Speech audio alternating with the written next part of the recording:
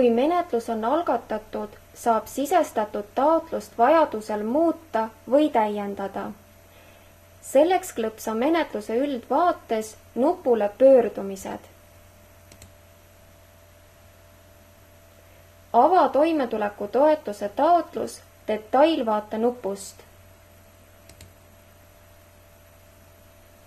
Avanenud vaates saad kontrollida üle sisestatud andmete õigsuse, muuta või täiendada sisestatud andmeid, taotlust välja trükkida, taotluse tagasi lükata ning liikuda edasi abinõu rakendamisele. Tulude või kulude lisamiseks või kustutamiseks ava eluruumi andmed pliiatsi märgist.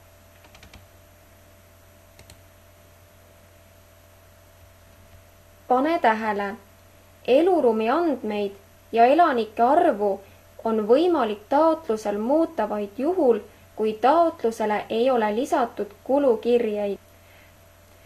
Tulu või kulu kustutamiseks klõpsa selle järel oleval prügikasti märgil.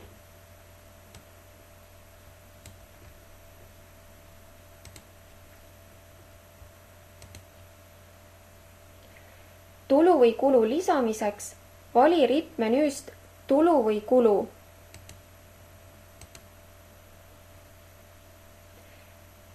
Vali tulu või kulu liik.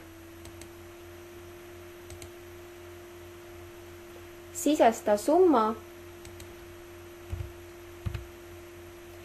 Vajadusel märgi dokumendi kuupäev ja tulu või kulu omanik.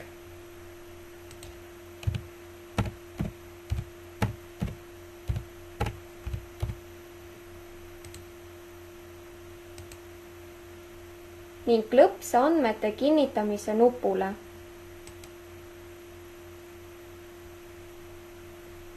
Andmete salvestamiseks klõpsa nupule salvestaja sulgaken. Kui peale taotluse sisestamist selgub, et isik ei ole õigustatud toetust saama, lükka taotlus tagasi. Selleks klõpsa nupule teate tagasilükkamine. Taotluse väljatrükkimiseks klõpsa nupule taotluse väljatrükk.